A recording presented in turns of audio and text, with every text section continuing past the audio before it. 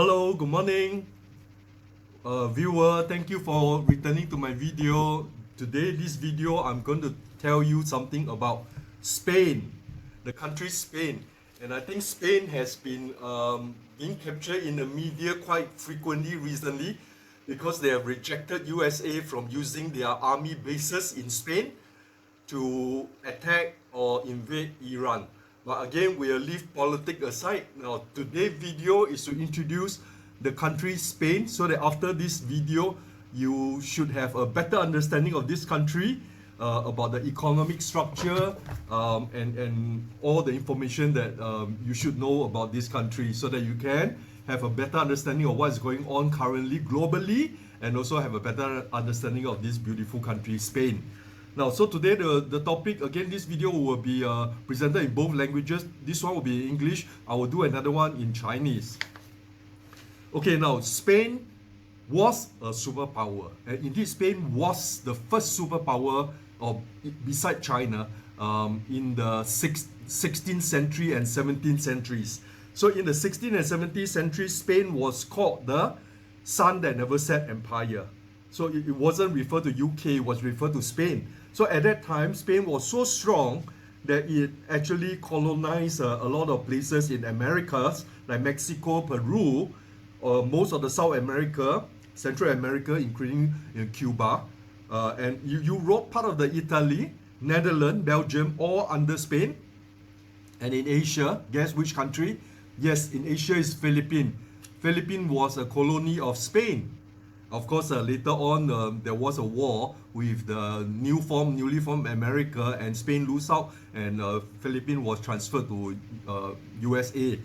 And in Africa, there are some coastal area were also occupied by Spain as a colony. Now, talking about power, maybe before I dive into the economic aspect of Spain, maybe because Spain has been captured by media because of rejection of USA in using their base. So maybe this topic will interest you all. I just want to let you all know that in Europe, conscription, meaning the duty to form national service, to serve in the army, just as Singapore. And again, this is a hot topic in Singapore recently, which I'm not going to cover that. Now, there are still a few countries in Europe that insist that their male or including female citizens need to serve the army. So which are these countries that are still doing a national service? Finland, if you look at the slide, Finland, Norway, Switzerland, Greece, Austria, Denmark, and Sweden. These are some of the popular countries that still having national service, meaning men, not only men, some of these countries require women to serve in the army for up to a year, 6 months to a year. So how about Spain? Actually, Spain used to be, but in the year 2001, Spain abolished this system, meaning that all the army in Spain are volunteer personnel, not compulsory. So just like France, Germany, Italy, UK, Netherlands, and Poland all do not have compulsory army service for their citizens. Okay, now let's come back to the economic performance of Spain. Of course, at the end of this video, I will maybe talk about why Spain is able to say no to USA and whatsoever. Now, if you look at Spain economic performance from the year 2021 to 2025, you can see that their growth is steadily, the GDP in terms of absolute amount in US dollar in trillion is steadily increasing. The year 2022, the amount was dropped by 1 to 1.42 from 1.43. It's not because the economy shrunk.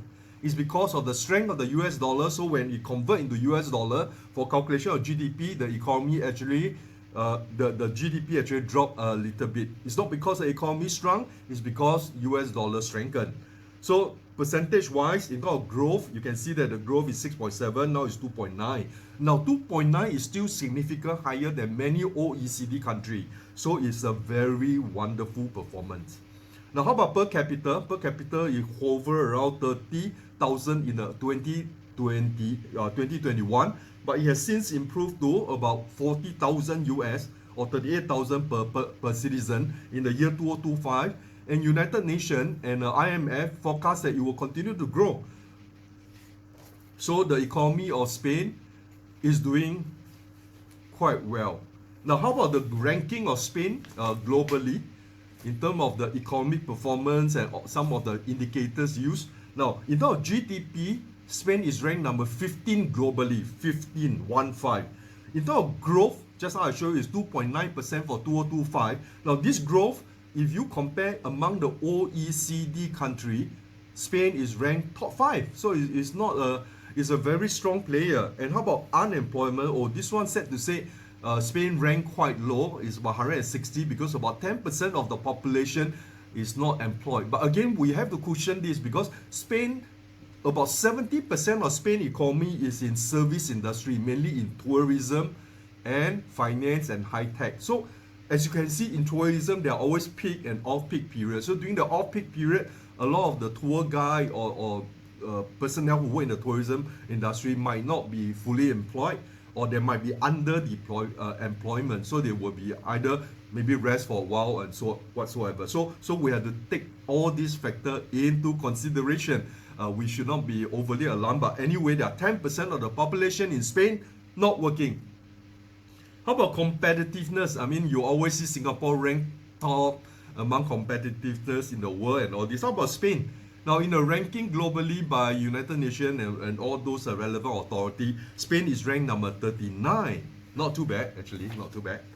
Now, other indicators such as human development, the Spain government effort into develop their own citizen is ranked number 27 in the world. Tourism, now this is fantastic. This is Spain ranked number 2 globally in terms of revenue earned from tourism. So like I mentioned, a lot of the personnel in Spain are actually employed in the tourism industry. Of course, the number 1 tourism country, I think so far is USA, or sometimes it's France, but in this case, for the latest ranking, Spain actually ranked number 2. Now, in terms of network, internet network, the data capability, 5G or 4G, they actually rank number 25th globally, so it's also a strong player. Indeed, they are very close to China. They awarded the 5G network to Huawei. So in this aspect, it actually antagonized USA to a certain extent. But again, we don't talk about politics in our video. So now, in infrastructure, as we know, China infrastructure is world-class, but in infrastructure ranking, Spain is also not far behind. Spain ranked number 11 globally, so not too bad for a European country.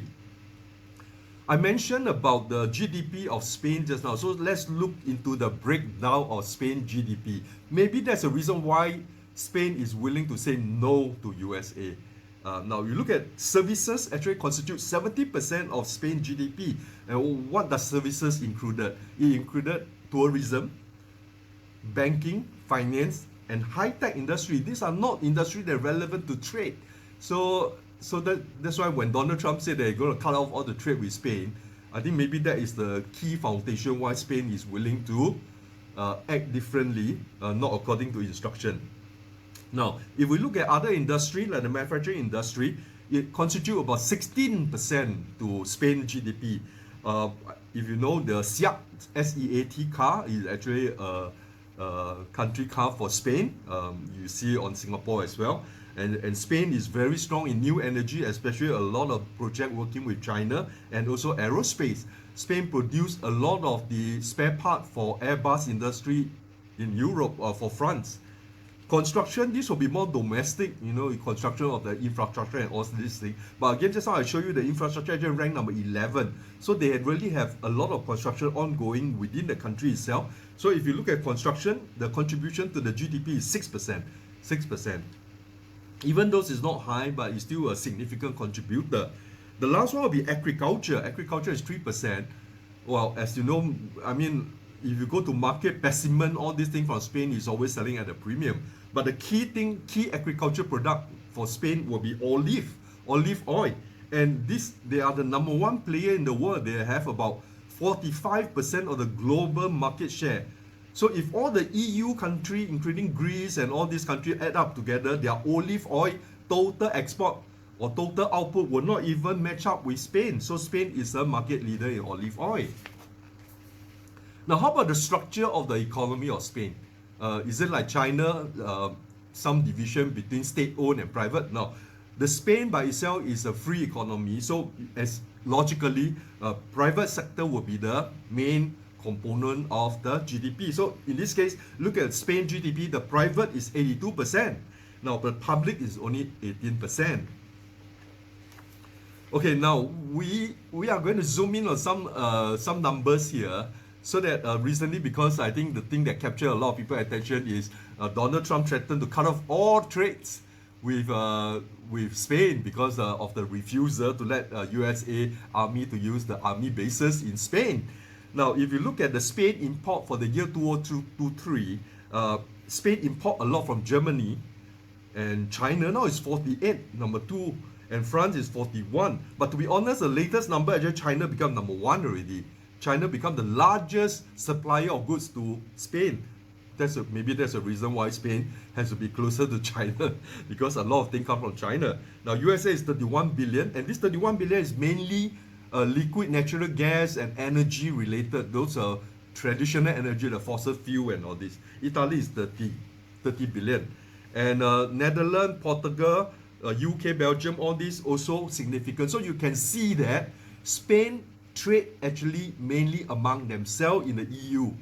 Not so much for USA. USA, yes, 31 billion, but again, mainly are energy related imports. How about export? Again, you can see that, again, it's very much internal within the EU. So actually, Spain export a lot to France because of the aeroplane spare part, Germany, Italy, Portugal, UK, likewise. And do they export to US? Yes, they export about 20 billion. Belgium, Netherlands, Morocco, and Poland. So I've listed out all this number here for your own analysis. So I've done all this. But again, all these are 2023 numbers. But so now if we look at the snapshot of these numbers, now then you can answer to yourself that whether the trade embargo threatened by Donald Trump, is it going to have a good significant impact on Spain? Now, if you look at the 2023 numbers, actually Spain had a trade deficit of 11 billion with USA, meaning that Spain is a customer of USA. It's not the other way around. So if you don't want to do business with Spain, USA is losing more. Not gaining, is losing more. But maybe you all will say, hey, this is a number for 2023. How about the latest number in 2025? Now, I also put out in this slide, the number in 2025 is US 5 billion. Meaning that if Donald Trump doesn't want to do any business with Spain, USA actually lose out 5 billion, not the other way around. So again, so in short, USA has more to lose if they have a trade sanction with Spain. Now, maybe I'm quite sure I will spend some time talking about the relationship of Spain and China, because I mentioned just now China actually overtake Germany and France to be the top supplier of goods to Spain. But how about the other way around? I just want to let my viewer have a very complete view about the relationship between Spain and China. As you know, Spain has been the one that moving closer to China against the pressure from USA, and also initially among the EU, but now because of the Greenland issue and many other issues, the EU is more unified now against USA. And later I'll talk about that a little bit. Now, the Spain and China, the relationship is quite close, or it is becoming closer and closer. Now, in the last 3 years, the same Prime Minister has visited China 3 times. I think this is the highest in Europe. I mean, you look at UK Prime Minister, in the last 6 or 8 years, no one has visited China. But in Spain, the Prime Minister actually visited China 3 times in the last 3 years, and the 4th visit is coming in this year, April 2026. Well, Donald Trump also said he's going, but so far China never responded. But China responded that, yeah, they are welcoming the Spain Prime Minister to visit them in April this year, 2026. So this is very obvious. The visit is going to happen. Now, I mentioned China is now the top supplier of all kinds of goods to Spain. It overtaken Germany and France in the year 2024. So China is the #1 supplier of all the goods to Spain. Of course, this means that Spain has running a trade deficit with China, meaning that they buy more things from China than selling more to China. But there's one thing that they are the largest supplier to China is pork.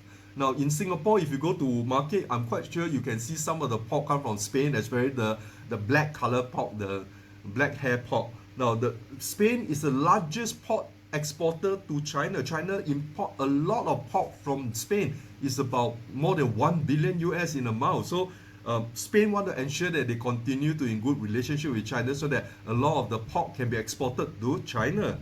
How about investment? Now this is where Spain is going to do more. Spain is going to China to ask China to invest more in Spain in the industry of new energy, new battery, car industry technology. So indeed, China has invested so far 11 billion into Spain, and the momentum is continuing. They are going to invest more. Of course, USA also invests a lot in Spain, but USA investment in Spain is mainly in real estate property. So it's different from the kind of technology transfer from China. So Spain prefer China technology transfer in new energy, in wind energy, in solar energy to Spain. So the quality, we can say that the quality of Chinese investment in Spain is non-traditional. It's not in the area of property, buying a hotel, build a building. They are transferring high technology in new energy to Spain. So this is what Spain look forward to. Now, the last slide, I'm going to talk about the current development. Now, in case the viewer not too familiar, there is actually an act signed among all the EU country recently. It's called the Anti-Coercion Instrument, called the ACI. In Chinese, it's called 反胁迫工具法案. So this thing actually is not aiming at any single any country in the world. It actually can be used on USA. It also can be used on China. So this act means that if any of the EU country face sanction or attack or tariff or whatsoever from another country outside of the EU region, then the all EU will act at the same time. So if USA going to impose tariff on Spain, a trade embargo, then the rest of the EU country will also boycott against USA. This is what this this instrument is about. So Spain Prime Minister just tell Donald Trump, said that, hey, the trade policy of Spain is in line with the EU and is handled by the EU. It's not handled by Spain directly. So they have a cohesive approach towards outside coercion, meaning that if outside party want to bully them, then the whole EU will be united. So in this case, France government also said that they will stand with Spain. If USA dare to stop trade with Spain, then they will also impose a lot of trade sanction on the product from USA to EU. So as you can see, Spain is not alone. Now, I hope this video give you all some interesting aspect of Spain, from the historical part that they were the first superpower other than China, because China, everybody know that during the Tang Dynasty, Song Dynasty, the Ming Dynasty, China has always been a world economic power. Now, so Spain was economic power in the 60s and 70s centuries, but after the war with Britain, at that time it's called Britain, and also the war with America, the power start to slide down. So, but Spain is still significant in terms of the policy, in terms of economic performance. So I've briefed you all on all the economic indicators of Spain, the national service situation in Spain, the component of the economic structure of Spain. So if you can recall, 70% of Spain are service related. So that means it's not related to trade. So whether you got trade embargo, a lot of people still love to go Spain for tour, and Spain financial industry is very well developed. You can see a lot of Spanish bank all over the world. So again, I hope this video give you a very balanced review of Spain, and hope that you have more understanding of Spain. And again, if you think my video is useful, kindly subscribe, and look forward to you to transfer my video to more of your friends, so that I can gain more support through subscription and help me to produce more videos. Thank you very much. See you again in the next video.